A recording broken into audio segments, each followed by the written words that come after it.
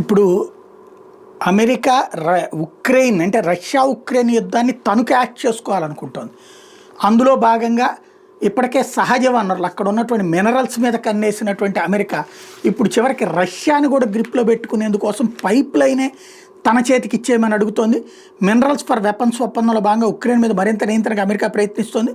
Ukraine భూభాగం నుంచి వెళ్లే రష్యా పైప్ లైన్ తమకు అప్పగించమని చెప్పి కొత్త డిమాండ్ ముందుకు తెచ్చింది.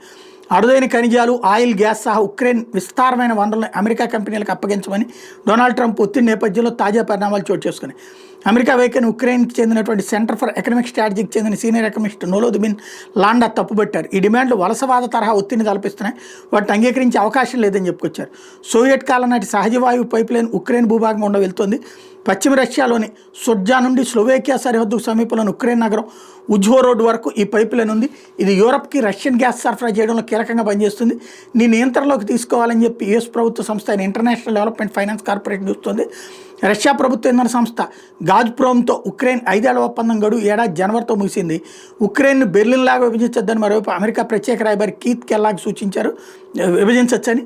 రెండో ప్రపంచ యుద్ధం తర్వాత బెర్లిన్లో Russian zone, French zone, British zone, US zone తరహాలో ఉక్రెయిన్లో యూకే, ఫ్రాన్స్ దళాలు పశ్చిమ ప్రాంతాల్లో భరోసాగా ఉంటాయన్నారు. ఆక్రమిత తూర్పు ప్రాంతంలో రష్యా సైతం ఉండొచ్చని, రెండింటి మధ్య ఉక్రెయిన్ దళాలతో సైనిక రహిత ప్రాంతం ఉంటుందని చెప్పుకొచ్చారు.